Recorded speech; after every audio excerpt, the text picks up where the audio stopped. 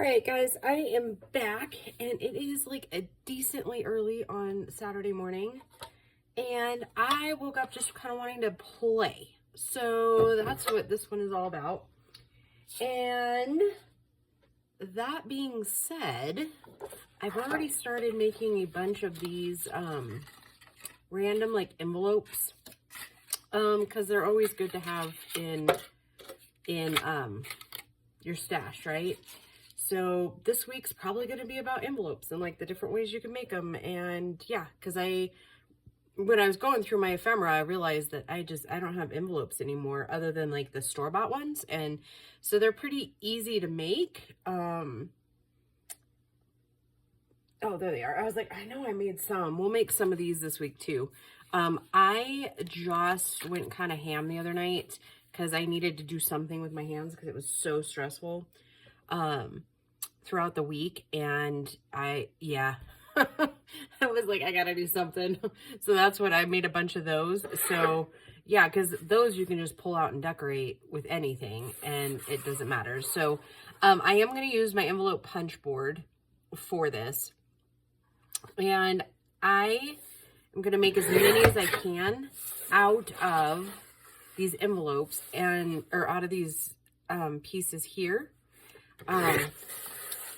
So yeah, I'm back for a video. How about that? Anyways, and Grace is out doing her thing with her ambassador kids, and I can't remember exactly what she said they're doing, but yeah. So anyways, I will say, you do kind of have to be a little cautious when you're using big, scrapbook paper with these, because if it's a thicker one, you just have to go gentle on your,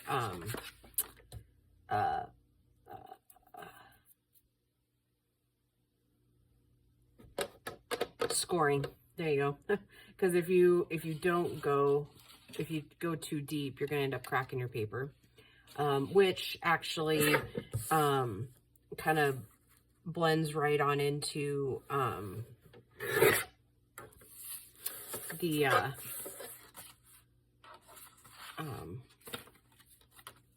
decorating. Sorry, God, I thought I was doing just fine before I started the video, but apparently, maybe not so much. So, and I think I'm going to make some that are just a little bit bigger, a little bit smaller. We're just going to kind of, just making envelopes today, all varying sizes. And I'll show you kind of like, because the envelope punch board definitely tries to set a tone on you for like specific sizes. And if you need that guide, totally awesome, right? But I'm gonna do mine just like a bit more random, if you will. And I don't think I'm gonna go below 5 by 5, but with that said, you know, you can absolutely make up your own sizes with this whole thing. Like, and that's actually what I do a lot of times, because the board gives you, like I said, great ability to be versatile if you're willing to use a little bit of creativeness, right? So yeah, like I said, we're just gonna kind of create and craft and see how many we get out of these. You can usually get 4 to 5 envelopes out of each scrapbook paper, depending on what you do. Holy cow, I'm gonna sneeze. Sorry, guys.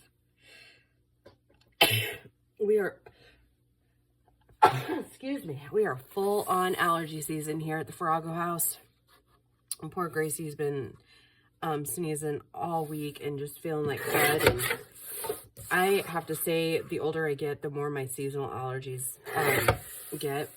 Like right now that I sneeze, my eyes are all burning, and yeah. So yeah, in Colorado, allergy season has officially kicked off.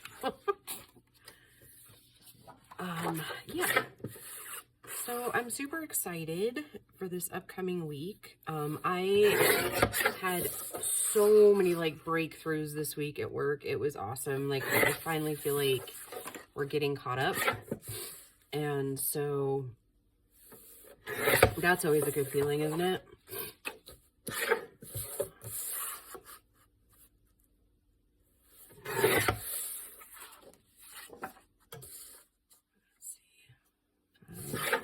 We'll do another smaller one here. So that'll give us like a good variety.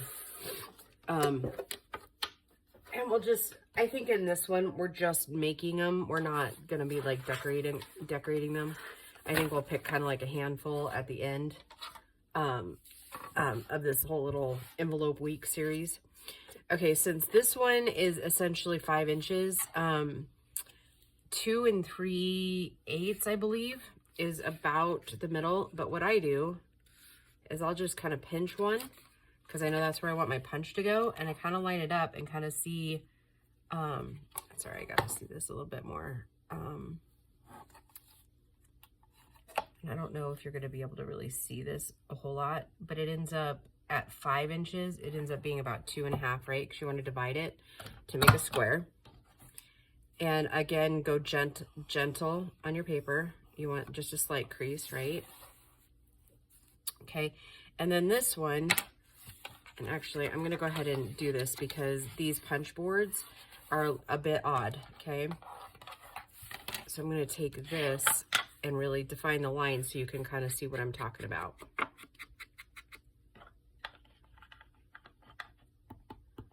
Okay, so we can see that line, right?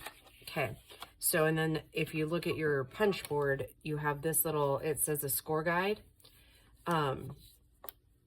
You want to put it on this side of the score line, right? So you want your score line to measure up with this piece right here.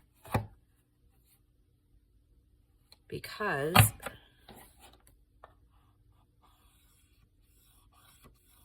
when you go to fold, and I'll fold this so you can see, you're actually going to end up lining up better with your envelope, okay?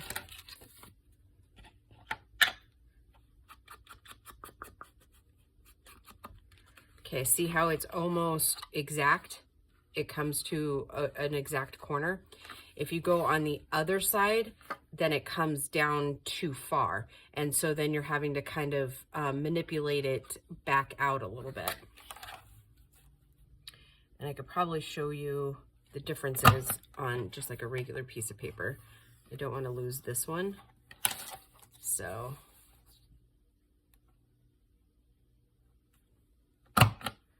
And of course it helps to use the measure if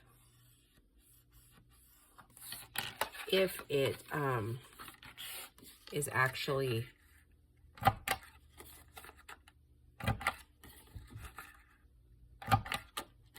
if you're doing a square, right? Okay, so let me finish this one off and then I'll show you the difference. And I'm keeping all of these because we're going to make a bunch of cards and we're going to use those as the tab pulls. I never even thought to do that until I got Connie's ephemera in the mail. I was like, that just seems like a wasted bunch of ephemera, you know, potential stuff there. Okay.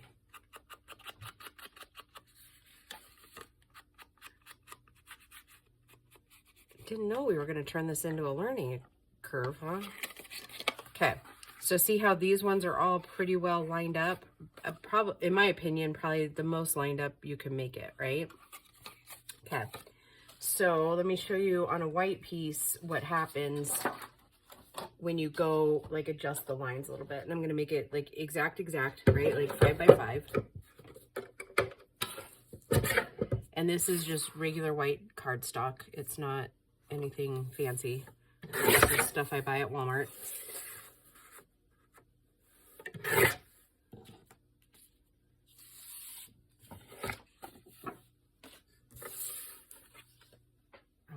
I don't want to get rid of that.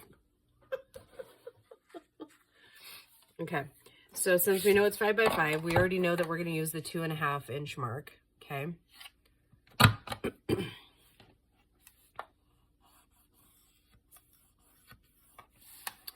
Okay, so I'm gonna go ahead and bend it like I did the last one so we can really get in there and see what we're doing, okay?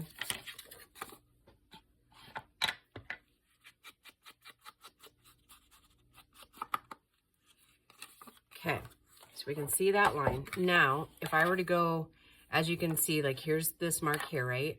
If I were to go on, like line it completely up, line to line, so you can even tell measurement, it's gonna be just a tiny bit off, right? Okay. Oh, I'm gonna do that again and put my crease in there.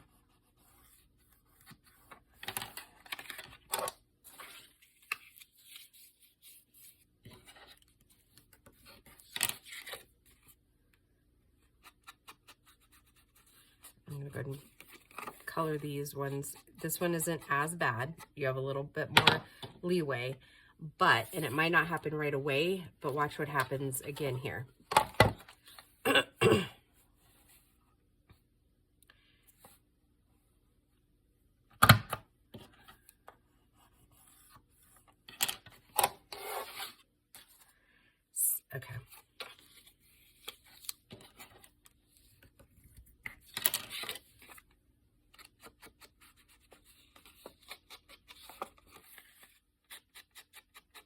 This one doesn't seem to be as noticeable as some, but when you go to fold it over, it's not as lined up as it could be, right? Okay, now let me show you what happens if you go over the other edge to the other side. So basically, if we were to move it on this side of it, and I will say this, I could actually see a point where it would actually work. Oh.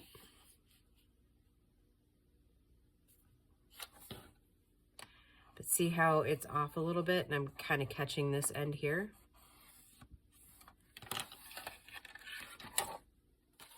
See, now when I go to fold this down, it's going to end up pulling that other side. And you'll see it pretty clear here in a minute. And on the surface, it doesn't look like it's too bad of a deal. But when you go to fold it up,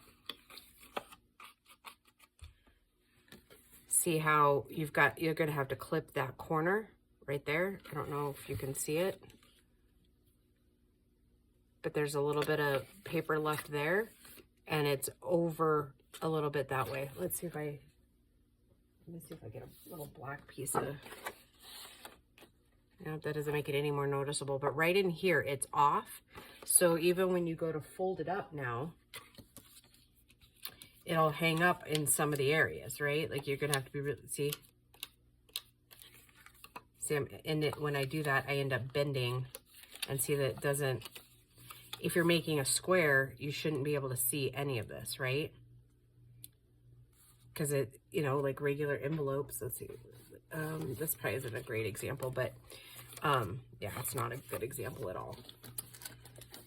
So, but my main thing here is like, and then when you open it up, you've got curled edges right there, right? Because it's like stopping it from closing completely without damaging that corner.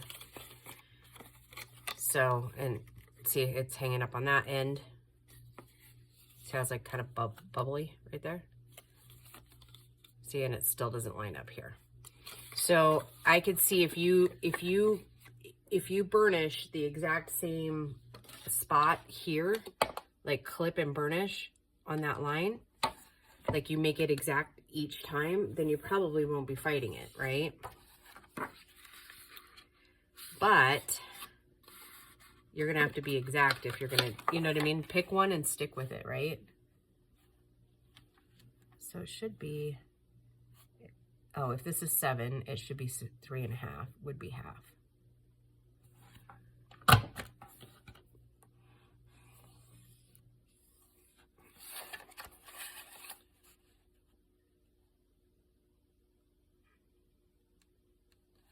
And that's another good reason to use your measuring tool over here too.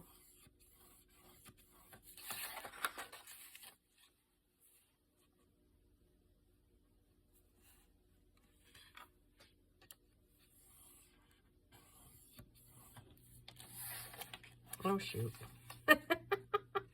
Did you see that? I saw it. I was just making sure I was pretty well lined up so I didn't have anything else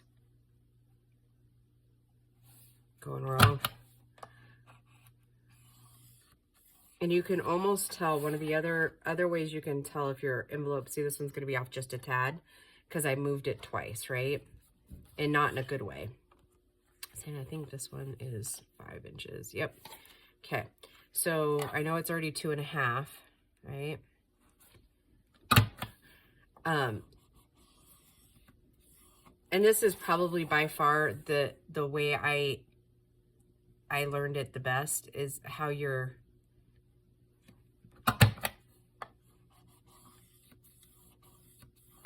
going to end up being lined up is the more you twist and turn,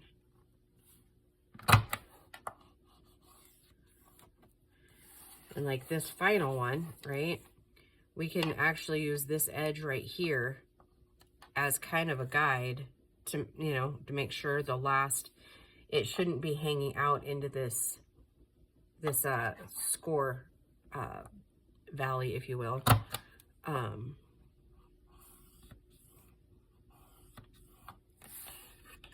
See, so that one will end up lining up pretty good, and I'll round them all out at the end.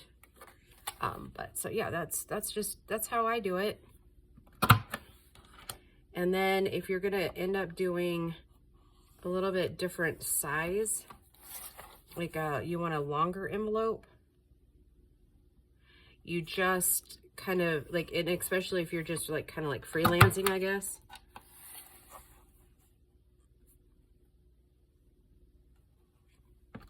You can do the kind of the same, and it'll be on 2 edges. I'll show you how I do it, and then that'll give you a little bit of, okay, so this one is also, right, or is this one, this one's 6 by 6. So let's see, if we wanted,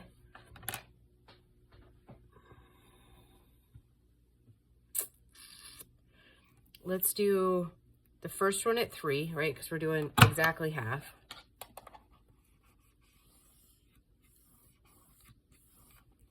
Now let's do 3. Oh, we can't do that. We would have had to have started. I can't remember. Maybe we'll have to do an actual one.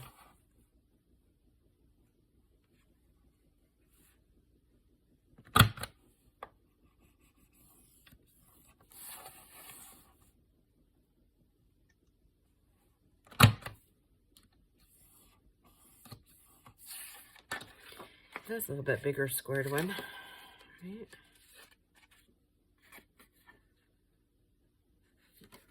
Okay, guess where that's going. I guess for me too, it's kind of important to know how wide they are, because sometimes we use them as pockets, right?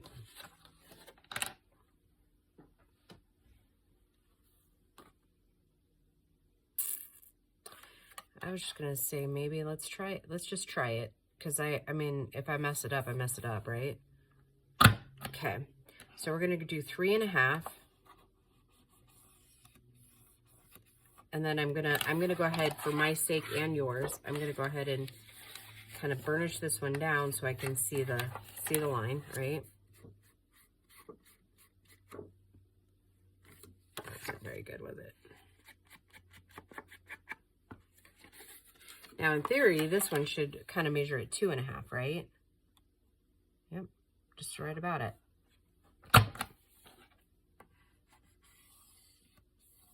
Now, this one naturally should go back to 3.5, right?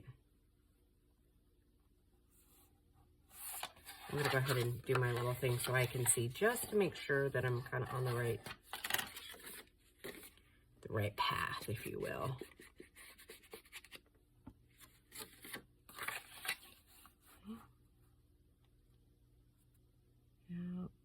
I'm going to go ahead and go to 3.5.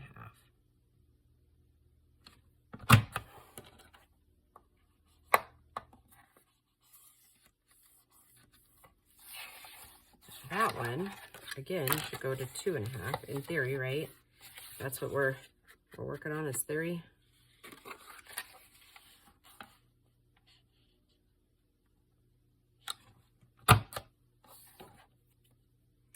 this one's going to be off just a tad, I think, by the time it's all said and done. So let's, ooh, look at all that. Isn't that a pretty little stack?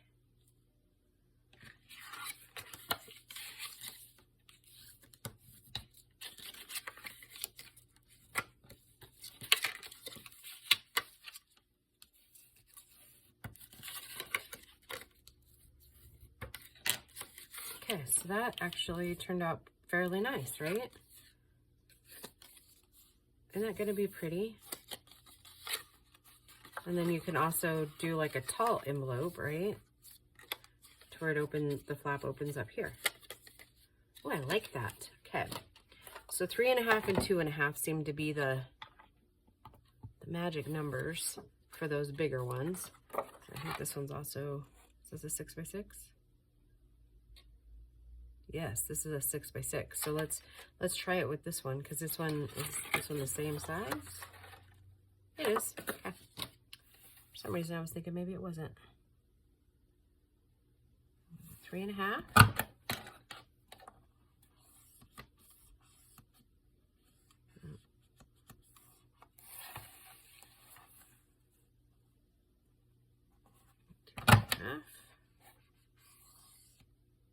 I don't know why that's kind of bulging out there a little bit.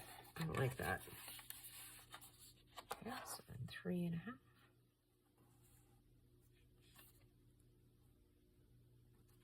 And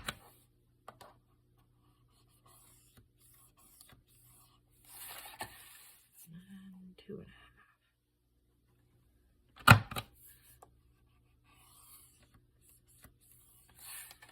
There we go. Oh my goodness, those are so cute. I'm going to do another one just like that. I like them, that cuteness.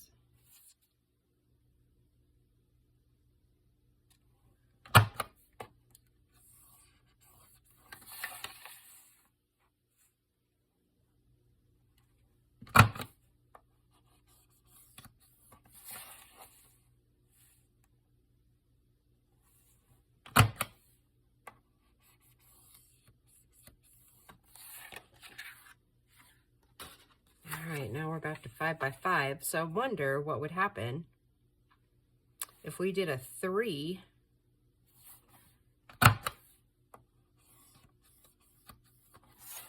and then did a 2.5, right? Or 2-inch, right? Let's see what cuteness we can make here.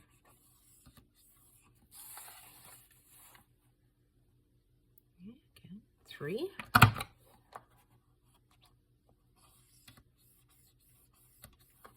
And 2.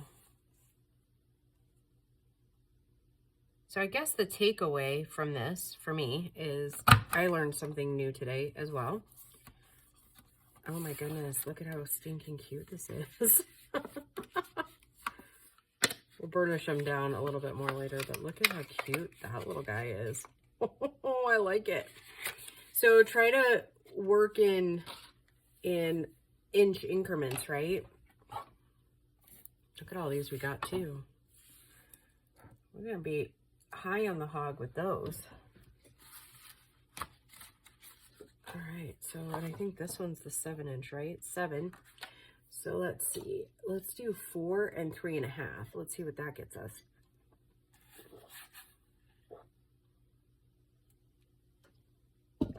Sorry, kids, I needed a drink.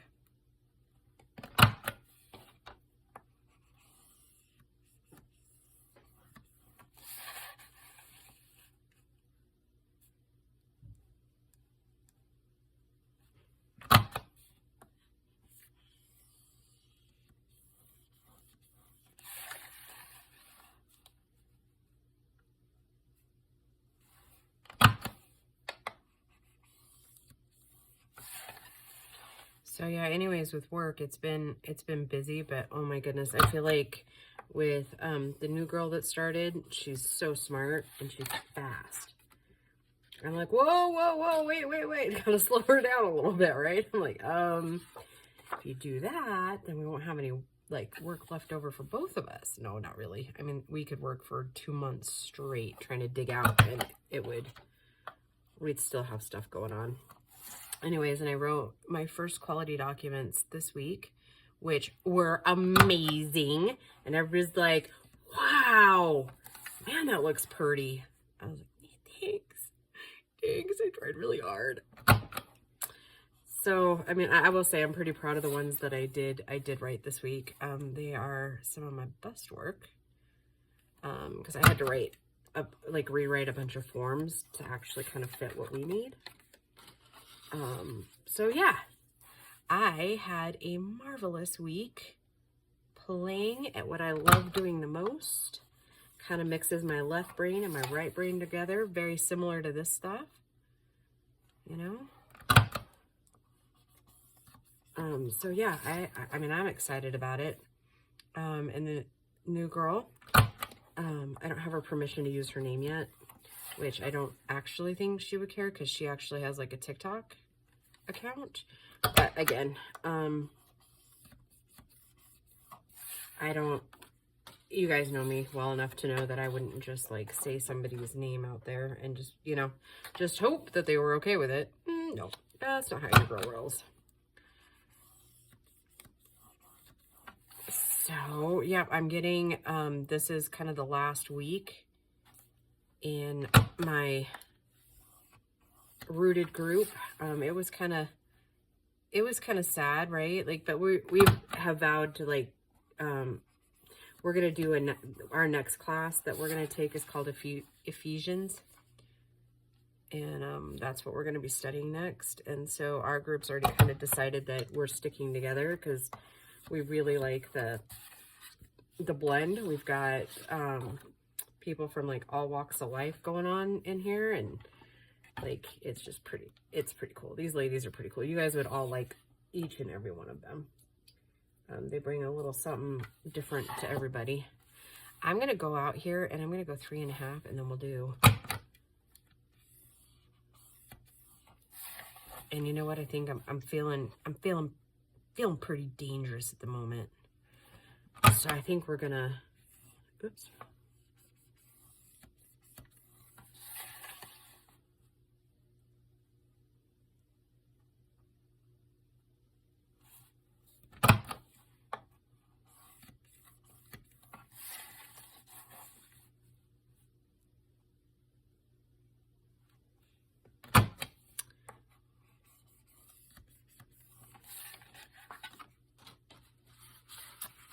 Let's do, what was that one? Was that 4? I wonder what would happen if we did what if we did,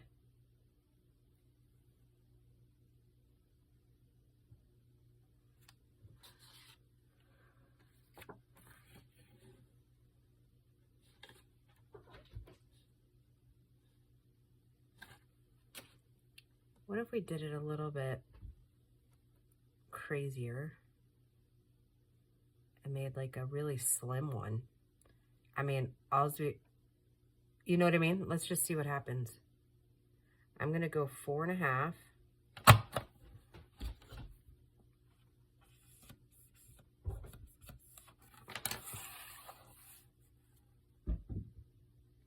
And we'll want to do 1.5.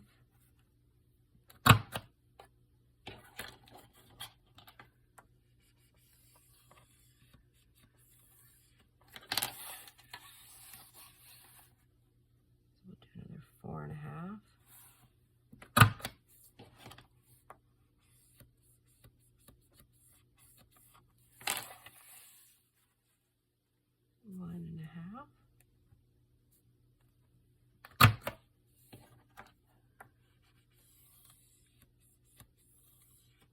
This might be a little bit too much. Oh yeah, it is. However, I've got this idea of creating something just a tad bit different.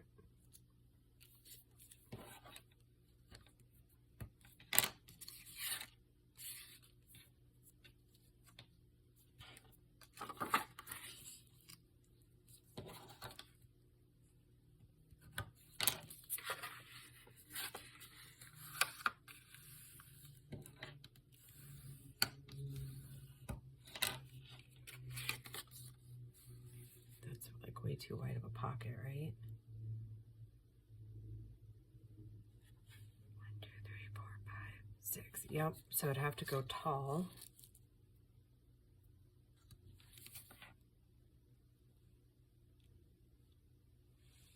One, 2, 3, 4, 5. Okay, so it would still be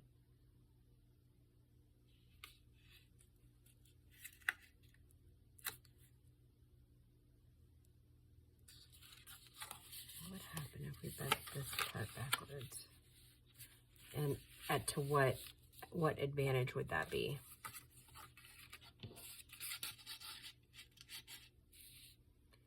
Definitely be a funky pocket, but I think I like it like this. Because, and then we could even put this one up for a little bit different pocket. Okay, well, this one I'm going to shelf. We obviously know that's really not the right way that we wanted to go about doing that. But actually, my brain's kind of going, like, spinning. So let's go ahead and punch the rest of these, and then we'll get the ones we have burnished, and then I'll let you go for the day. So yeah, that wasn't, I mean, it wasn't an epic fail because I have an idea for it, but ideally that's not what we're going for. So learn from me. That's not really what we're going for.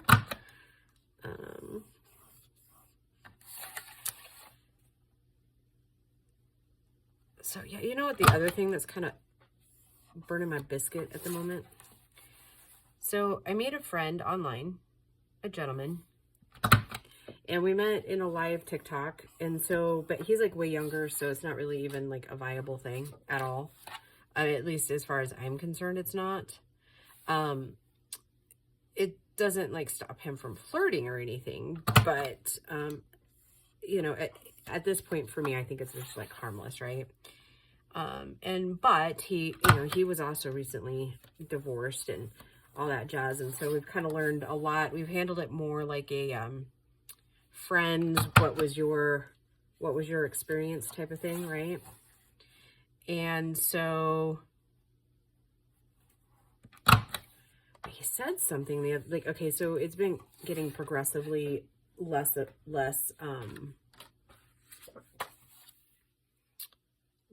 beneficial, I think, for me, because I think those of you that have been with me for a while know that, because, I mean, not just because, but especially because I have been through what I've been through, I'm kind of,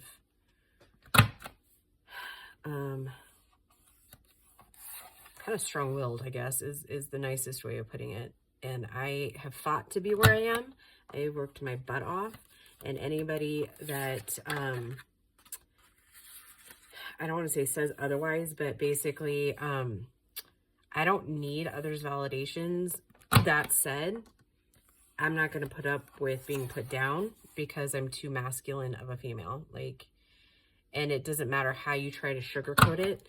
When you tell a woman who has fought this hard to be where she's at with like literally no help, like I've not borrowed money from anybody. I have not like asked for loans. Like everything that I continue to do has been 100% me, right? So when you try to demean that to me, I'm just like, okay, I'm done. Like, and I now have standards I didn't have before because I didn't realize that I should have had them even as a young girl, right? That wasn't something that was really taught to me. And in all fairness, you know, people can't teach you what they don't even know themselves, right? All that to say, like he just basically, and then, well, okay, so it was kind of like when I called him out on it, he was like, I'm not gaslighting you. That's not what I'm trying to say. And I was like, it's exactly what you've said to me in almost the exact conversation for like the last month, right? Because he doesn't understand why I will never see things his way, right? Well, one, because I don't have the body parts that you have. But basically, you know, the fight or disagreement, I guess, goes around the whole divorce thing. And how, like, I'm now, for me, and do not ever think that I judge anybody, but for me, I will not have premarital sex until I'm in a marriage, right? And again, that is me. That is my personal choice. That is a standard that I have set for myself. That is a boundary I've set for myself. And he's basically telling me that because I'm a single mom of 2 and I'm not going to share my cookie with a person, that significantly decreases my value as a potential wife. I was like, okay, awesome. Then I guess that I am worthless, whatever, because I'm just not going to do that, and I'm not going to buy in to society's norms now. Like, again, no judgment. If that's you do you, right? And we are all responsible for every consequence, whether it be good or bad, right? For every action, there's always an equal and opposite reaction, right? So if you know, and I don't mean just this situation, I mean in life, right? You know, if you're going to do wrong, you get wrong consequences. If you're going to do good, then you get good consequences, right? Like, and so I was baffled. I was like, I mean, I'm not even offended necessarily, because I just, now he's just proving my point, right? On why the whole conversation is no longer healthy, right? It is now toxic, because he's at where he's at after his divorce, and I certainly understand where he's at. Like, I see it. I get it. I get your side of the argument. But that doesn't mean that I am going to change who I am, and it doesn't change my value because you see it a certain way. It's like, nah. No, we're done. Conversation over. Conversation over. That is probably the last conversation I will ever have with him, to be completely honest, because it's like, And he was just like, well, you know, that makes your pool really, really low on men. And I was like, I'm okay with that, because not everybody deserves to be with me. I mean, I know that's going to sound really conceited, but that's the point I'm at in my life, where it's like, I'm not clearancing myself off just to make you feel more comfortable. Nope. And, you know, because he was like, well, if you want the whole biblical stuff, then da-da-da. And I was like, I come fully prepared to take on my role as a wife, right? Like, I'm good. But I was just like, my, you know, anybody who actually has the same values and principles as I am trying to have, and that, and how I want to lead the rest of my life, any potential partner is going to have to align with that, right? Like, any misalignment from that isn't somebody I'm going to entertain, just because I don't have to. You know, this isn't 1930 anymore. I don't have to. I make my own money. I feed myself. I don't, the traditional values of that whole thing no longer fit my lifestyle.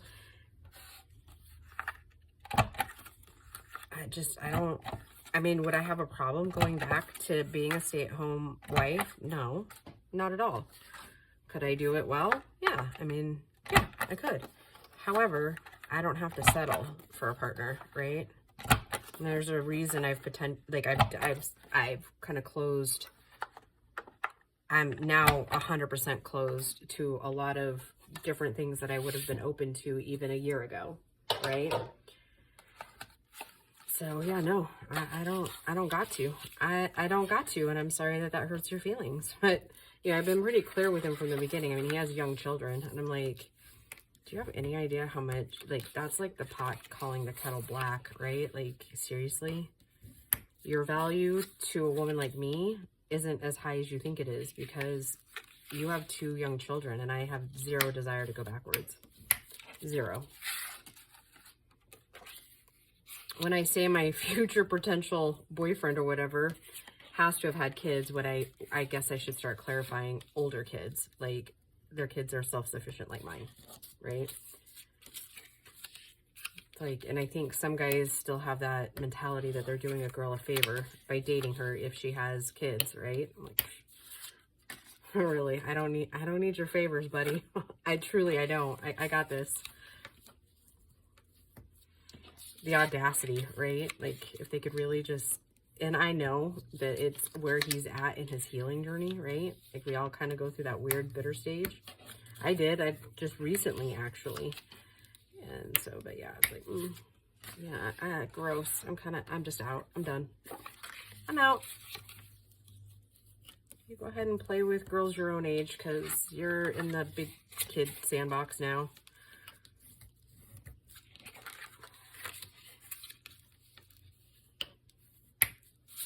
And again, I have far better things to do than sit there and argue with somebody over my values. Because that, I mean, he put out a video about non-negotiables, right?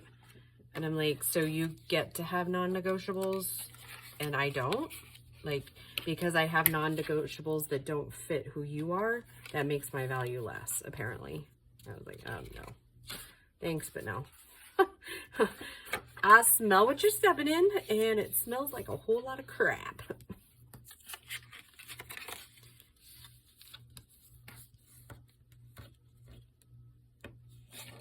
I still think on the whole he's a nice guy, and I'm hoping that he kind of just sees things a little bit differently in a year, because he's just like a year out of his divorce, so yeah.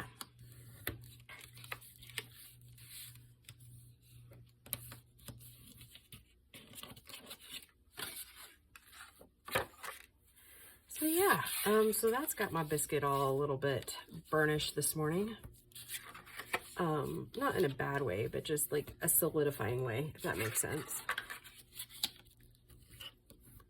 I think it's kind of the same mentality too, like,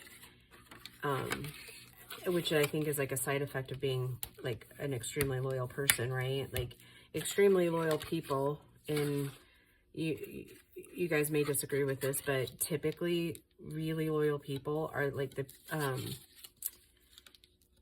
and I don't mean that people that don't do this aren't as loyal. I'm just saying one of the traits of even to the point of toxicity, loyal people, what I find what happens is we tend to stay in these jobs for a lifetime thinking that they're feeling like badly if we want to leave it, right? I know that's happened to me. I mean, it still happens a lot, right? Like with my last job, I think our identities get so wrapped up in these jobs that we forget that there's other companies out there that would be more than happy to have a worker like me, like you. And I think there's a point where your loyalty becomes toxic, not just to you, but also to the people near you, right? Especially if you're unhappy, right? At the job you're doing. So I don't know. I'm also kind of rambling. Sorry, kids. But yeah, I was just kind of like, yeah, I think, and I do think there's a lot of truth to that. You are what you eat, right? You are what you feed yourself. And that means mind, body, and soul, right? Whatever you're feeding it is exactly what's going to happen in your life. So you are who you hang with too.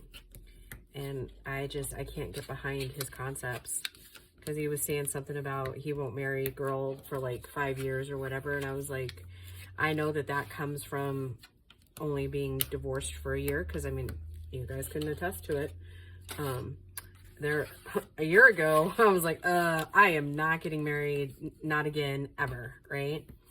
But I think as we grow and we heal and do all that kind of stuff, then we start contemplating, what's actually out there. And I don't know, I think a lot of us, a lot of you people who just subscribed to me for years, see, okay, I'm off on this one.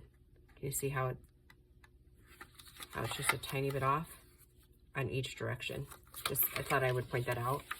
It still will make a just fine envelope, but it is off just a little bit. And that might have actually been right where I was kind of showing you guys some of this. So you can tell it's off because that corner's not laying as flat as it could. Okay, so where was I at in the whole rant thing here? I don't even know. But there's, you know, like I said, there's like different stages of healing. And I think once you get past it a little bit and you start healing a little bit, then you can kind of see yourself, maybe I could see myself married again, you know? So, and I was just like, and he's like, you're going to really make a guy wait 5 years for that cookie? I was like, well, here's the thing. I'm probably not going to date a man that doesn't want the same things I do, like, first off.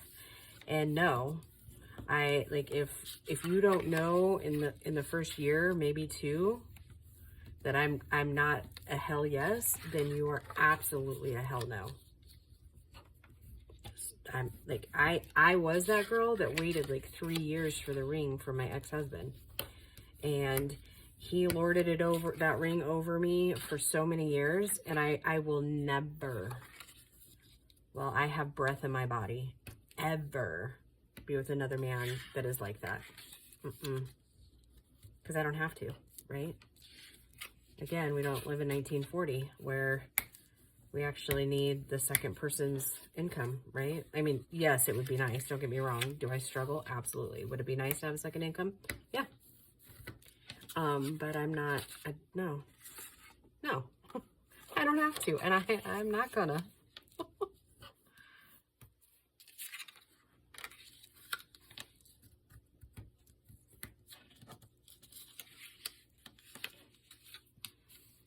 And that's just what it is. I think these ones here will make a really, really good, cool things for like a men's journal. Yeah, back to the project at hand, right? Man, did I make us some envelopes, or did I make us some envelopes today? How many is that?